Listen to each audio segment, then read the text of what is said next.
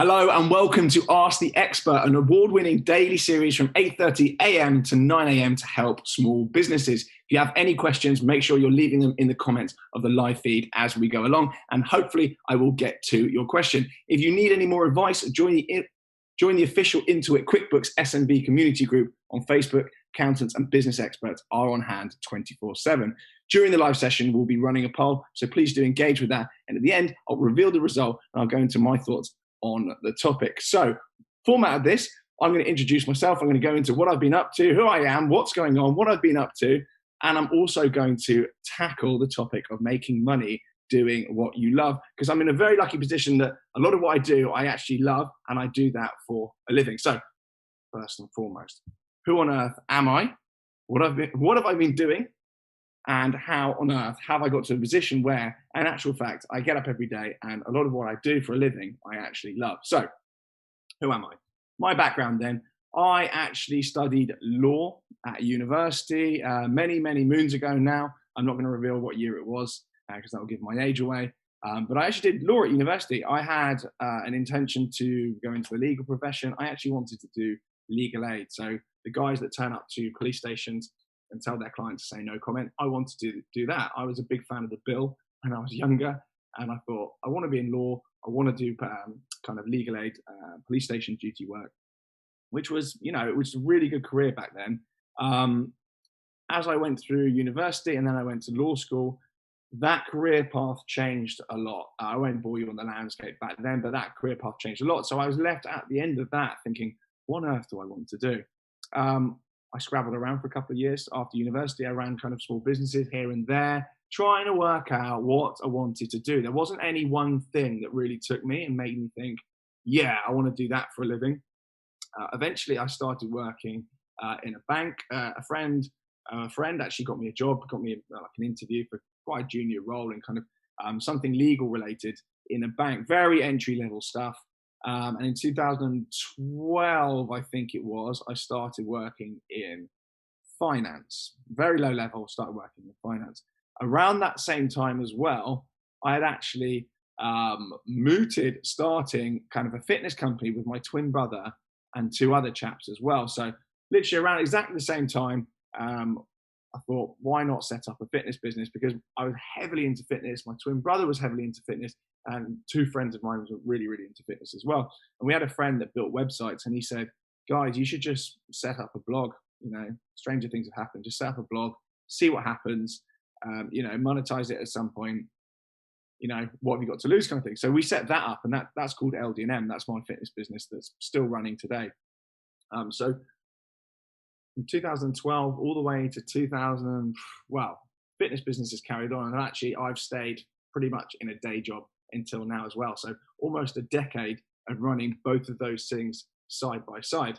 Along the way as well, I've picked up various bits and bobs. And many of you watching this will actually recognize me from YouTube, which was a relatively recent thing. I've been doing that for the past 5 years or so. And the YouTube side of things, where I document automotive, cars, watches, some fitness stuff as well, that came around about 5-6 years ago. If I say 5 or 6 years, it's probably 7 years because time is absolutely flying. But that came around purely as a result of I wanted to monetize more of what I loved. I was doing the fitness thing. I loved the fitness thing. We were making money out of it, selling digital programs. We were selling clothing. We're selling supplements. We released a book with Penguin. We had a #1 app. There was all sorts of things going on, and we've actually got an education department as well. So we provide qualifications to people who want to be personal trainers. That business expanded and grew and went over all elements of the fitness industry. And I thought, oh my God, you can actually make money out of things you don't hate. In my mind, I was always thinking, work is something that you're paid for because you hate it and you wouldn't otherwise do it for free. But actually, kind of a light bulb went above my head, and I was like, those things aren't mutually exclusive. You can love something and also make money out of it. So I thought, why not try and turn messing around with cars and messing around with watches and doing some of the fitness stuff as well into, a job.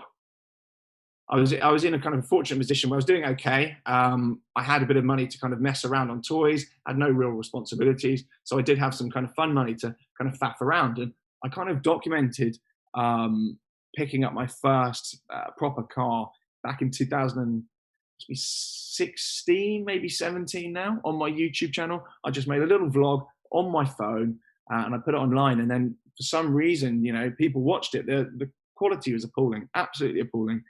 But the channel kind of just took off from there. I had some friends in the YouTube world who were kind of giving me advice and whatnot on how to run a YouTube channel and how to monetize it and whatever. But, you know, it's a bit daunting. You pick up a camera and you start talking to your hand in the street and kind of shouting at it, introducing yourself to, at that point, nobody watching the videos. It is a little bit daunting. Anyway, fast forward 5, 6, 7 years, whatever it is.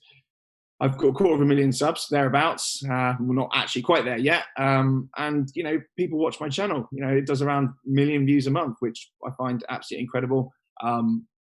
My job, effectively, is driving around in unbelievable cars, going abroad, meeting amazing people. And, yeah, it's all surreal. So how did I get to that point? We're going to tackle that. And some of your questions, I'm sure, we'll be tackling that as well. But effectively, I am still in my day job. I quit my day job in March 2020 before the big P, before everyone went into remote working. I actually went back into my day job when things went back into remote working with social distancing and whatnot. So my main gripe with my day job, and I was at the point I physically couldn't do it anymore, with the commuting in, the commuting home, and the fixed regime of being at a desk. I couldn't run my enterprises and all my bits and bobs with a day job. I just couldn't do it. I was getting, I was going to say fired, but I was getting in trouble. I was being on my phone at my desk a lot, and it just wasn't conducive to good mental health either, trying to juggle these things and really being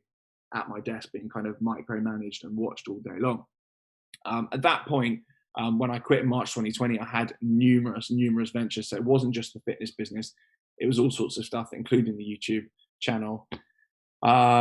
So yeah, those that follow me, I'll go into kind of all my kind of little micro businesses as well on my pages, on my personal kind of pages. But there was a lot going on in March 2020. So I thought, you know, scrap this. I'm done with the day job. I'm absolutely fine. I've used it to get the mortgages that I want, which is a really, really useful element of having a day job, which we'll cover in a second. But I sacked it off. I thought, that's it. I'm going my own way. A stressful move, but within a week of doing it, I felt so much better. I didn't have anyone to answer to other than myself and what I was doing. Yeah, it was incredible. So 3 tips then. 3 tips for making money doing what you love. These are my top 3 tips. I get asked this question quite a lot, actually. Not that I'm, you know, Bill Gates and I've got it sussed. You know, I still work 90-hour weeks. I've still got crippling outgoings. I still need to work my socks off. So this isn't me preaching. These are just tips that, you know, I hand out if people ask and they want them. So tip number 1, I would say be prepared. This is really cliche, but be prepared for going into your own thing and starting your own business and trying to make money out of doing something that you love. Be prepared for it to be a lot of work. I know that is really vague advice there. But be prepared that it won't always be exciting. It won't always be easy. And, you know, someone that is making money out of doing something they love, you will only ever see the bits that look glamorous, really. They will only ever really mention the bits that are glamorous. They will only ever really show you the bits that are glamorous. But on the surface, there's that much, but beneath the surface, there's a huge amount of strife and admin and nonsense that you'll need to do that is not exciting at all. So just be prepared. It won't always be exciting or easy. And your office, as soon as you start doing your own thing, your office isn't a physical premises. There aren't working hours. As soon as you're conscious, your office is in here. And that's the big thing that you just need to get to grips with, because as soon as I wake up, it's in there. My office is in there. I can't escape it. I'm away. I'm thinking about work. I'm thinking, did I reply to that email? Is that deadline being met? You know, the buck stops with you. So it is pretty tough. It's a good tough. I like it. But it's not for everyone. Some people like knowing that at 9 a.m. they start work, at 5 a.m., you know, they pack their stuff up, they're off, and they don't give it a single thought until, you know, 9:01, until they walk back through the door the next morning or log back in. So it's for different mentalities. But if that's for you, then, you know, that's one thing I didn't fully prepare myself for. You can't switch off. Well, I can't anyway. Tip number 2, and this is one that I actually fell foul of, and I fall foul of it all the time. I'm trying to get better at. Get organised as early as possible. As soon as you set up a business, make sure you have your your legal position, your shareholders, your shareholding, your agreements, your responsibilities. Excusez-moi. Your accountants and your bookkeeping all set up. You should do this before you start taking any money at all. The amount of times I've been in a business where it starts making money, you think, fantastic, excellent, and then you realize you've got nothing in place, and everyone starts backbiting and saying, oh, well, I did this, I did that, I'm owed for this, let's set up the shareholding this way. Get everything set up your legal entity, set up your shareholding, get an accountant in place, get your accountancy bits and bobs sorted, get completely airtight before you take a single penny. Because trust me, when money starts coming in, people that you're in business with, they can change, and they will change. Humans change around money, so really do make sure you've got all that locked in. I'd be lying if I said that hadn't happened to me a number of times, particularly with the fitness business. We started that more as a hobby. We turned over millions before we even really got anything in place. There was no shareholders agreement. It was havoc. It was complete havoc. We actually established the company after we started taking money. It's a really difficult thing to actually backdate and start sorting out. Technically, admin-wise, it's easy. But in terms of dealing with other people and mentalities and that surrounding money, it's really tough. So get that airtight, and it means you're not wasting time when you're trying to grow a business just doing elementary stuff. Tip number 3 then, if you're still listening to me at this point, if you have a day job, I would say don't leave it straight away. Don't leave it as soon as you start making money. Obviously, it varies case by case, and there are cases where it probably makes sense to leave it straight away. Depends on your financial position and your risk appetite. But certainly, I would say don't leave your day job. If you're trying to kind of phase out a day job and jump into something new, I wouldn't jump out straight away. I still haven't fully jumped out. I love the kind of the money that comes in on a regular basis. I love the pay slip thing. I love the fact that you can leverage against that. When you're going for a mortgage, or in my example now, I do a lot of lending against my cars, a lot of collectible cars. It just makes it so much easier when you have a day job. And if you leave your job and then you go back into it down the line, you will always have a gap. So if you're going for a mortgage particularly, they will look at gaps in your employment, and that can sometimes stymie you a little bit as well. So purely in terms of kind of life admin and progressing and building foundations and leveraging and getting into kind of decent assets and putting some kind of roots down in the ground, having a day job is just so useful. Being self-employed, getting a mortgage, it's a bit of a pain, particularly if you haven't been doing it for a couple of years. So if you can try and sit it out for a year or two to try and build up some money and some visible money and some footprint for a couple of years being self-employed before you leave your job, that'll really, really help you. I mean, obviously, if you've got tens of millions in the bank and you don't need mortgages, or, someone will help you with your mortgage, or you've already got it sorted, then, it's less of a concern. But that's something that I really would kind of look at and really consider. One of the kind of catalysts for going back into a day job and taking something again in kind of May, June 2020, after quitting in March, I wanted to buy a third place. We were in a pandemic, and I wanted to buy another place. I want to buy a place in the country. And I spoke to my mortgage guys, and I said, oh yeah, I left my job. And they said, well, it's not really going to help. You're self-employed. It's not going to be the easiest lend. Because my limited company, most things just go through that. A lot of my expenses are kind of business expenses. My life is a business, basically.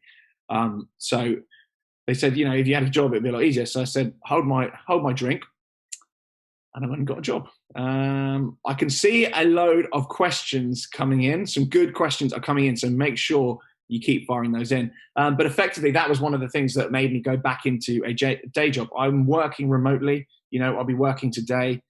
As long as I've got my phone on me or my laptop's on me and I can take calls or I can enter different systems, then, I can work from pretty much anywhere. And my employer has said, if you're online and you're working, we're happy with what you're doing. You don't really care where you are, so as long as you're contactable and you're doing what you're supposed to be doing. So I am quite lucky in that respect, and I appreciate that not everyone in a day job can work remotely. So it's not me being blind to that. But yeah. that is my current position. But at the moment, you know, I've got countless businesses. I've got a couple of giveaway businesses. I mean, you've all seen a million and one of those. I've got one that gives away watches called Grow Watch Club. I've got one that gives away classic cars called classicgiveaways.com. I've got a business that is basically an education business surrounding NFTs. People sign up on a monthly basis and they're told where to buy and where to sell NFTs. We don't make NFTs. We don't pump our own ones. We just give guidance on the marketplace of what's a good thing to buy, what to sell, for what profit, and when and where.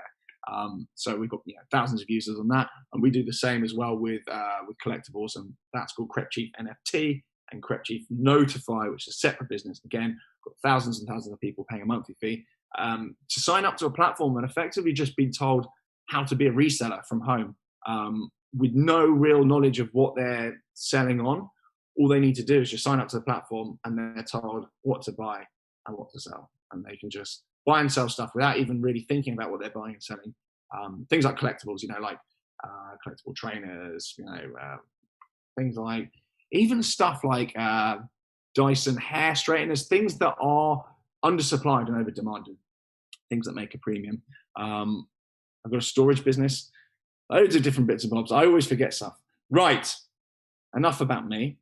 Let's get on to you guys. You've been firing your questions in, and make sure you're engaging with that poll as well. You can see the poll on the screen wherever you're watching from, whether it's YouTube, whether it's Facebook, whatever it is. Fire your questions in because they are being collated and fired in at me so I can see them. Right. First things first then. Grace on Facebook Messenger is saying, I'm always interested to hear how much support business owners got from close family and friends versus how much they got from other professionals or learned on their own. That is a really good starter to a question. How have your closest supported you? This is going to vary for everyone. I come from a family, like a nice family, but there was no financial support whatsoever. There was no financial support available, and there was no financial support at all. And there was lots of support on kind of just an emotional level, I was going to say. My mum was really supportive. My dad actually wasn't. I think he passed away just as I started my first with the fitness business. So he saw it start and take off, and then we lost him. But there was no financial support. My mum has always been someone who's always got fingers in pies, just kind of, she's had market stalls and things like that. So she's very supportive on that front. And she was never one to say, what are you doing? But in terms of financial support, my fitness company, we set that up with, I think it was 50 quid.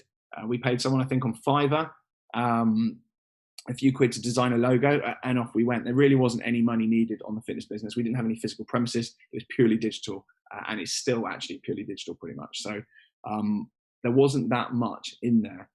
In terms of raising funds and whatnot, not an expert on that. I've never actually raised funds for any of my businesses, so not the guy to ask on that one. But that's a really good question, Grace. Thank you.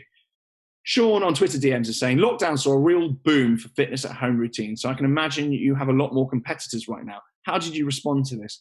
So LDNM was actually a fitness business that was pretty much purely gym-based. We did have some home alternatives and bits and bobs that we kind of slightly catered to, but we definitely had to alter our kind of business slightly. It wasn't a business model change. It was more just the content that we're putting out. So every 1st of January, every single year, we put out new digital guides that people can download, follow, lose fat or build muscle. They can choose which one it is.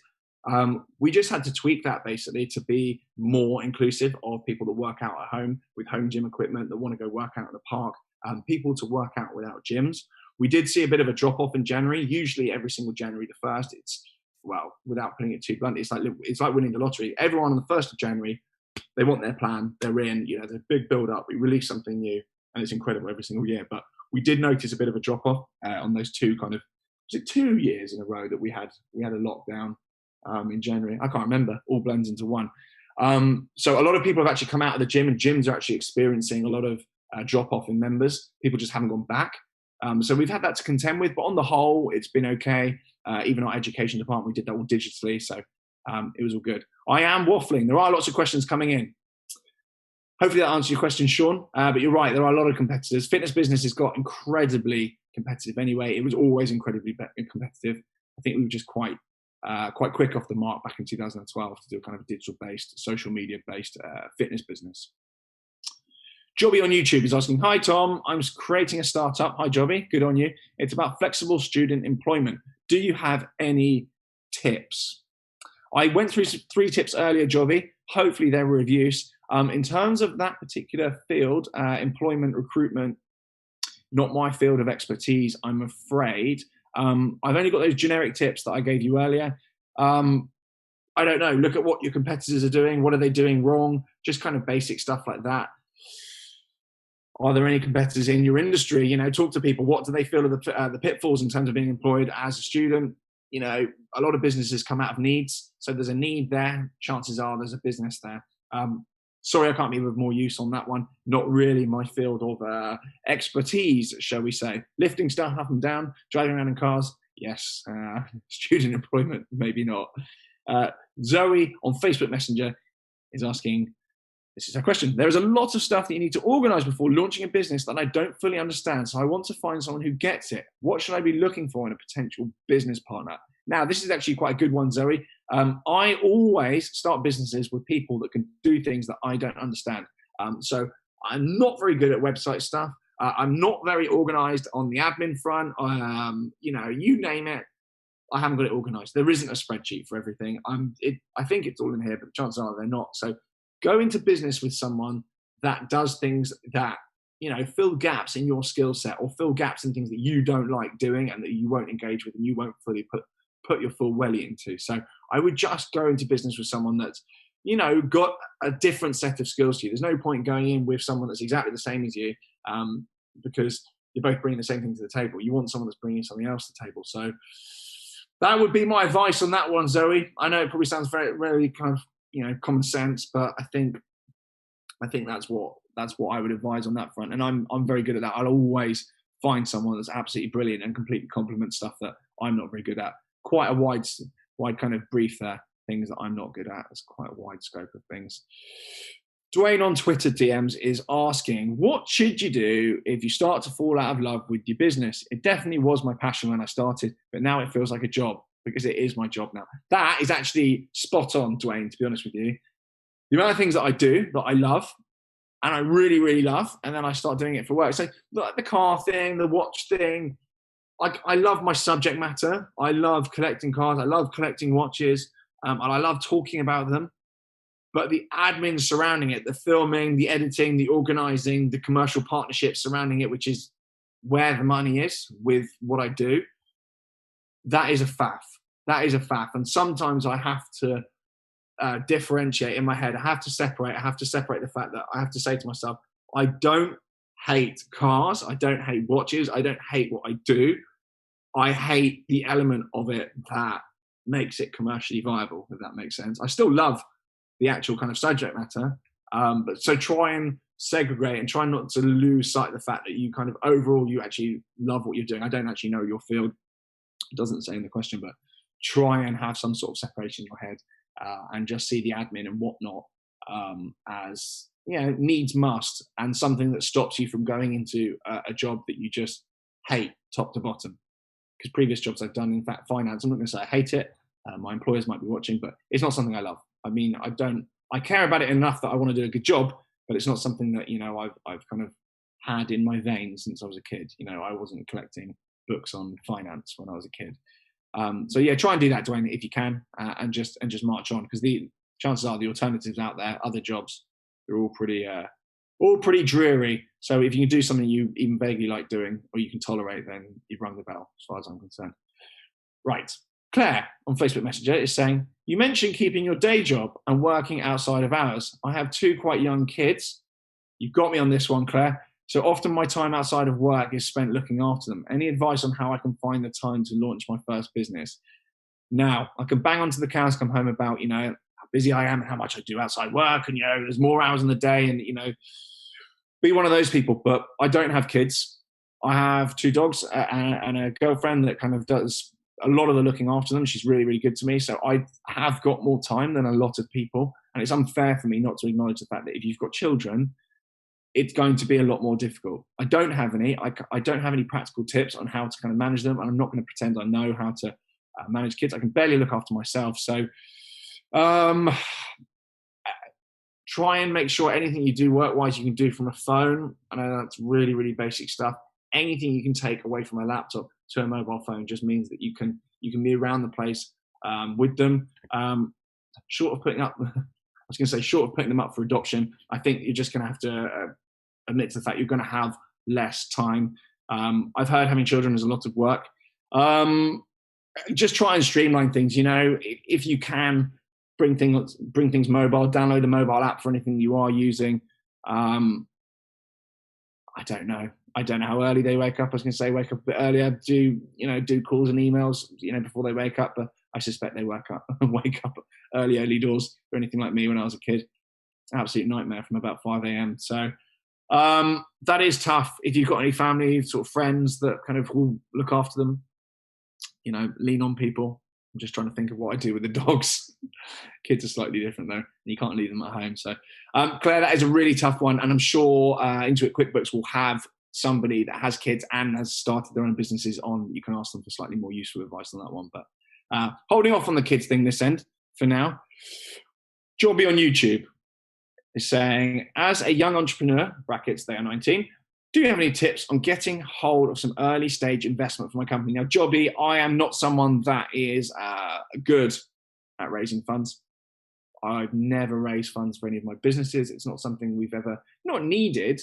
That makes me sound like I'm kind of money bags, but that's not the case at all. They've all been businesses that have been very kind of streamlined and done on a shoestring to begin with. And they've kind of just snowballed from nothing. Like LDNM, it was just digital. We created digital products, put them on a website. The whole thing cost, tens of pounds to set up. So that's been my background. And I've never actually put together pitch decks. I've never raised investments. I've never raised funding on anything. So yeah, if you can do it without, try and do it without. And I'm not saying kind of borrow crazy amounts of money in your personal name. Just try and snowball things without if you can. And don't just instantly assume that investment is, the be all and end all and the start place to a business. Obviously, if you're creating a business that you need premises and you need sort of hundreds of thousands of pounds to start the thing, then, maybe. But yeah, not my kind of fish. But as I say, Ask the Expert is a weekly series from Monday to Thursday at 8:30 a.m. So, there's loads of people that do these streams that you can ask that. And I'm sure they'll give you a lot more useful advice. A couple more questions, and then we're going to get onto the poll, and then I'm going to introduce my next guest who will be in on Monday. Hamad on Instagram DM is asking, you've built quite an audience for yourself on social media, but it's a lot harder for brands or businesses to get cut through that. Any advice on how to build a presence on YouTube? I built a presence originally with my fitness business. I was just doing fitness stuff and I was doing watch stuff. And it kind of just came out of passion and I built a community of people that like the same stuff as me, doing bicep curls and buying watches that they don't need.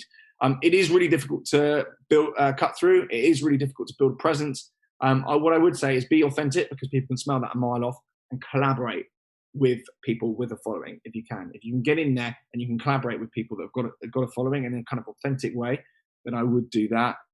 You can put money into Facebook ads and whatnot. That does work for conversion, but in terms of building an audience, not so sure.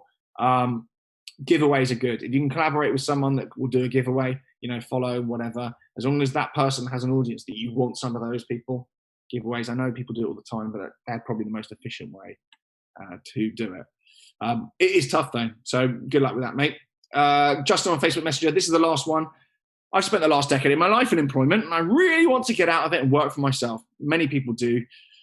The problem is, I don't really know what I want to do. How do I find something I love I can turn into a business? Well, Justin, I would firstly look at some hobbies. What do you actually like doing? What do you like doing in your kind of downtime? What do you find yourself looking at on the internet? What do you find yourself researching? What's an area of interest? It might not be something you necessarily love, but what are you interested in? What issues do you find? What out there is it? Do you have issues with something that you think, I wish someone was doing that? A lot of businesses just come like a light bulb moment, like if there's a problem, people just think of something on the fly. I wouldn't sit there and think, right, I need to start a business. Sometimes these things come to you. Have you got any friends that want to start a business? That might be your best bet. Certainly a lot of the time, it's a lot of the time, it's kind of something that comes about as a result of conversations with friends. And I end up starting businesses with friends. Right, I'm going to run out of time if I carry on waffling. The poll results are in. We asked you, do you love what you do in your business? It's actually quite shocking.